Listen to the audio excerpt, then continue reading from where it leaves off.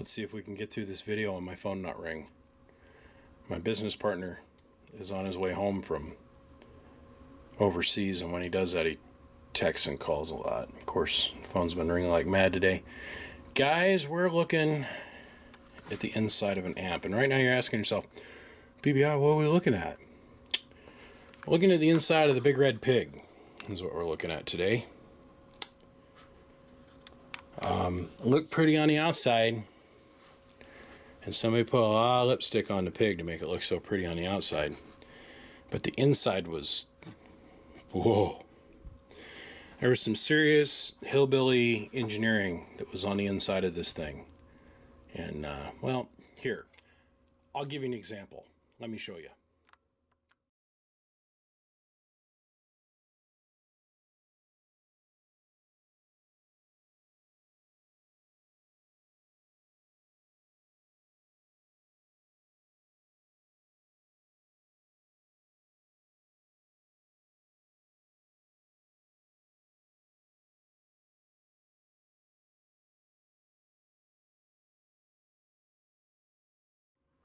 So as you can see in the pictures, the tank coil was held together with electrical tape and hot glue and bubble gum and spit and about any other kind of super glue and scotch tape, and no, it wasn't that bad. The guy didn't have an eyelet down here. This is kind of a homebrew box that landed in my lap to get finished. Or not finished, but working right. There was a lot of serious issues on the bottom side, a lot of safety issues, like where the high volt went through from here over to the plate choke where the high voltage went across, that there was like no grommet on the high volt wire. And my whole goal behind this thing was to make it work right, but not sink an astronomical amount of money into it. Because at the end of the day, it's just a 3500Z box, right? It's a 2-tube 3500Z. 2-tube 3500Z box. Which I did just that. Now, I changed a bunch of stuff. Like, I took and I bolted the transformer down. It was only held in by 2 bolts, and when this came here, the transformer was literally laying in this portion of the deck. This is aluminized tape that they have on the transformer. They were trying to get away with using aluminized tape other than putting a shield in it. Well, they put a shield in this because they were having a resonance issue between the amp deck and the transformer, which is always what happens if you don't have a shield or a piece of metal between the transformer and your amp deck. Okay. We're not going to talk about the parasitics. Okay, you know, hold on. We're going to talk about the parasitics that were in this thing. We're not going to talk about the leads coming off the parasitic over to the blocking capacitor, which was, this is like braid off the outside of like RG8 coax. We're not gonna Tandy even at that. So Archer, so translation Radio Shack. I went through and I replaced everything that I really felt like needed to be replaced. Neatened up a bunch of stuff. Completely rewired the bottom side of the deck. This has got RG400 in it throughout, which is an aircraft grade Superflex Teflon based coax. Completely rebuilt the plate choke because, well, that's what the plate choke was when it got here. Yes, that's once again braid that came off of coax that somebody had soldered to the bottom of the plate choke because the choke kept burning up. We fixed that too. Brand new plate choke, replaced the tank coil, put brand new parasitics in it. I had an issue with this little guy. The first set of parasitics I built had horseshoes in it, and the leads of the parasitics were so long that it would sit here and run with one tube in play, so otherwise the anode cap down on one tube, the other one up. But as soon as I'd put the second tube in line, otherwise attach the high voltage on the anode on the second tube, the parasitics would explode, literally in pieces. 2 little shotgun shells going off. I had to sit down and think about that one. What I figured out was that the length of the parasitic, thusly with the capacitance coupling that takes place when you put the tubes in circuit, was causing it to become very sketchy and super resonant. So just the air moving around it was making it oscillate. So I changed the plate choke out and rebuilt the one that was in here because the shorter choke is what I was after. This is all Teflon wire, of course. A lot of guys are going to cringe. 1 inch used mag wire, no difference. No difference. Changed the Henrys of the plate choke to where it was a little bit closer to something that we'd normally use instead of, well, this randomized length. And it settled right down. I put the blocking capacitor up on its own stand. I built a copper stand for the blocking cap to sit on so it could be isolated. And then I replaced this wire that comes across, and then this little hoop here actually helps cut off a little bit of the resonance that takes place between your parasitic bridge, the top of the plate choke, and the blocking capacitor. Now you want to normally optimally have this as short a distance as possible, this wire right here. But as you can tell, we were kind of fixed on our length, so I went ahead and I put that little hoop in there, and that just changes the phase angle just a little bit. It's just enough to help the circuit be perfectly stable. That's it. New tank coil and all new coax, and then completely rewired the bottom. I'm going to show you the before and the after pictures. So hold on just for 1 second. Here's the before and the after.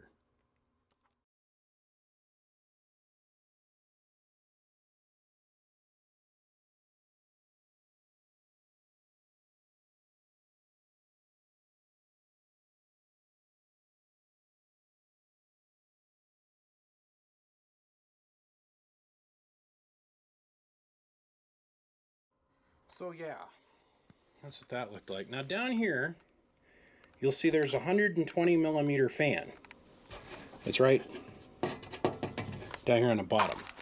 And what that's doing is blowing air up on the bottom of the pins. Now it lets a little bit of air leak up through the cabinet bottom. So now what was on the back was a 120 volt fan, but it, well, here. I don't even want to touch it because I might get like herpes or something, but it's all barnacleized, crusticized, it's dirty. Anyhow, I replaced that with a brand new high flow Dayton fan. And the reason for that is I wanted to get as much air flowing over these tubes as possibly we could. Now I'm not too sure what this is all about, but I'm not going to worry about this because it is adding a little bit of motion this direction, so whatever. At the end of the day, we supersized the cooling. Now the fan that's on the bottom was blowing air out, so it was creating a low pressure on a cabinet. I cleaned the fan, it looks like brand new now, flipped it over, and I also put a fan guard on it. Because when I flipped the fan over where it went from suck to blow, or from blow to suck to, yeah, it was sucking and then I moved it to blow. Okay, so I had to think about it, Spaceballs came to mind, sorry. It took the towel that was on my workbench and sucked it up into the fan. So I put a finger guard on it. Now, this fan that's back here spins at like stupid snot speed, right? Well, I just went through this thing where I had to replace the end of my fingertip. I think you guys are all familiar with it. As you can see, it's not still 100% healed. There's this little divot there. A little divot right there goes directly down to the goes directly down to the muscle, and the nerve is still not 100%. So I still can't pick anything up with this finger. But the other thing is my fingerprint is completely changed. Anyhow, off topic. I had this dream that somebody would put their hand behind the deck and stick their finger in here and it would end up whacking off part of their finger. So I went ahead and I put a fan guard on this. And had to play with the bias circuit quite a bit because the tubes were just sitting here. If the amp was sitting here idling, it was like the tubes weren't in full cutoff. Otherwise, the center tap of the filament transformer, which is part of this transformer, this is an all-in-one transformer, by the way. This is like 2800 or 2900 volts pre-rectified. And then it's also got a 12 volt center tap secondary on it. And it works out to be like 11.2 volts. So when we ran these aren't in parallel, like say an SB220 or like a Henry or something. These are actually lined in series. So the AC voltage comes out of this thing and it's got to go through both tubes. So one tube's only seeing like, per side, you're seeing like what, 5.5 or 5.4 volts. So the filament voltage is a little high, but when it got here, they were tied in series. So I don't know the guy that owns this thing, if he ever noticed how bright his tubes were, but they were running in excess of 5 volts over voltage. So We changed the filament the way it was wired, and then we changed the bias circuit and changed the diodes that are on the bottom side of this, which there are 2 Zehners that are in parallel, in series. So when I step on the pedal, it allows the tube to, when I come off the pedal, allows the tube to go to cutoff. Anyhow, let's say we hook this thing up and we run it. Less talky, more showy. What do you guys think? Okay, give me just a second. I don't know why I said that it was pre-rectified 2900 volts. My bad. It was like 18 or 1900 volts and some change. Anyhow, we got your meter working too. The meter shunt that was on the inside of this thing was horribly wrong and incredibly unsafe. They had one of those.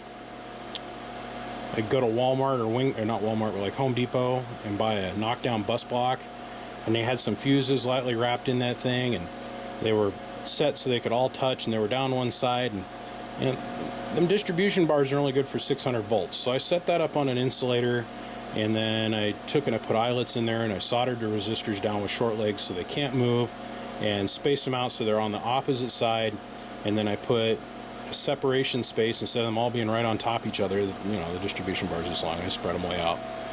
So basically I made something good out of something that was not so hot. So from the outside it was, you know, a pig with lipstick on it, and now it's straight up the red pig. Okay. Now the reason I'm standing here talking for so long and letting this thing run is this is what it sounds like with both the fans on. So tubes, let's kill the fans.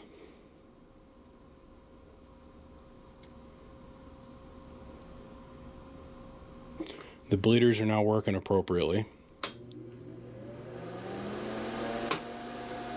Turning the fan and the high voltage and the filament back on. So guys, what we got here is a 1000 watt slug in 2 times position, or otherwise reading 2000 watts. 1000 watt slug in average, 5 watt slug in reverse. Over here we have the bench 2 pill, which we're going to turn on, and we're going to use the 2950. Now, let me go down here and turn a power supply for the bench. Okay, so we're going to put about 220 watts of drive into this thing. Reach over here and grab the microphone.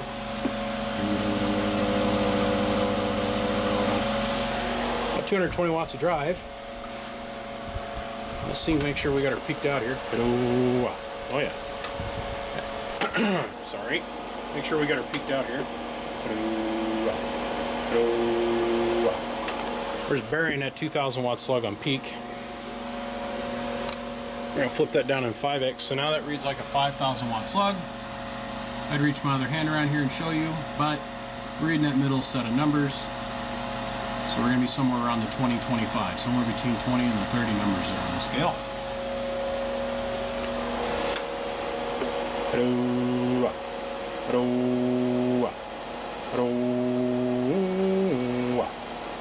I could probably get it to do a little bit more. Of course, I've been moving it around since I played with it here just last night, but we got her up to 2700, 2800 watts, which is about all you're really going to see out of the set of 3500Zs on this particular plate voltage. If we could sneak this forward another 500 volts or so, we could get her up around 3000 watts.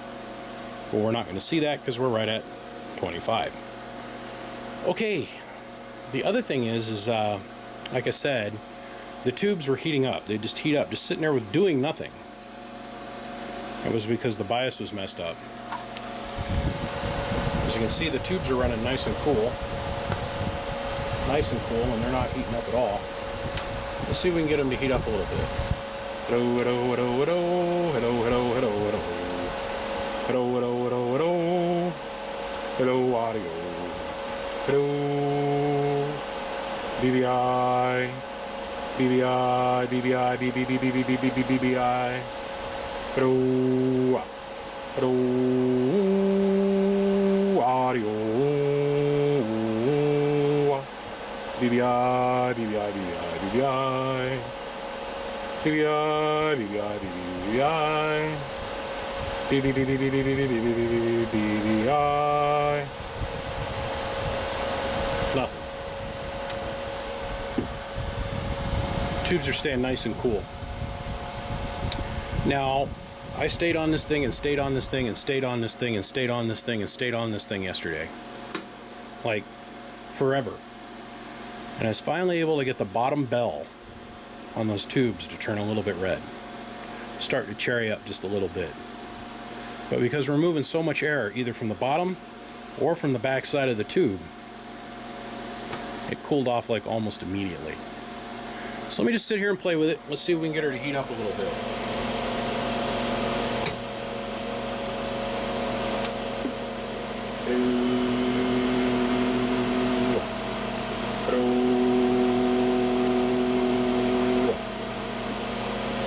I just re-peaked it. We're getting 26, 27.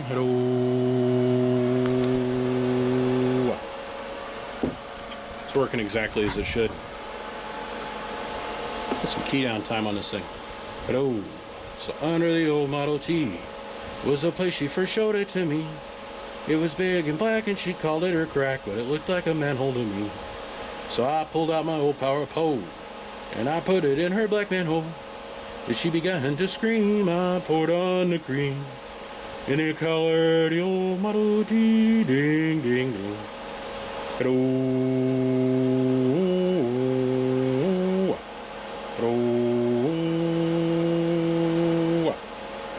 So nearly 800 birds. See, now it's finally starting to cherry up a little bit. Now watch this. Come off the pedal. We're going to unkey. Watch how quick that cools down. And bam, back to cold. Well, not cold, but cooler. That's it.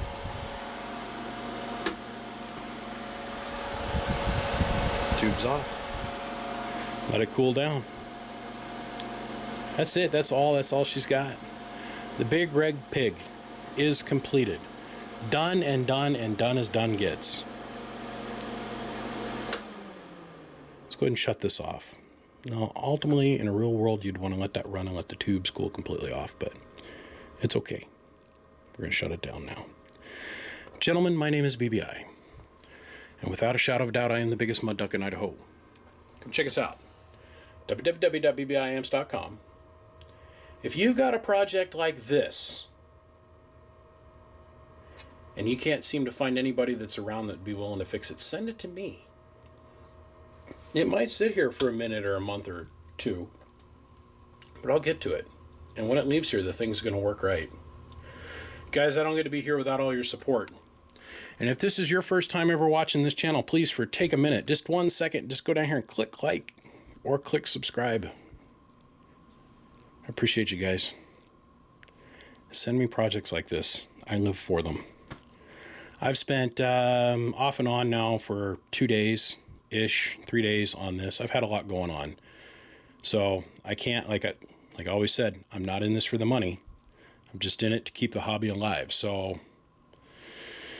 at the end of the day, this will probably be a couple $100 repair. That's it. I spent a couple days on it off and on, just playing with it, tinkering with it. Now it's done. One more amplifier back into the universe, into the hands of some other operator for them to dominate the airwaves.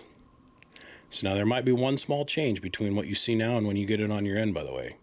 It's probably going to have a BBI logo on the top. Guys, I got to go. I got a bunch of other projects I got to do. I appreciate your all support. I'll see you the next time around on the next video. From your friend in the Northwest. I said I'll see you. Bump, bump. Bye-bye.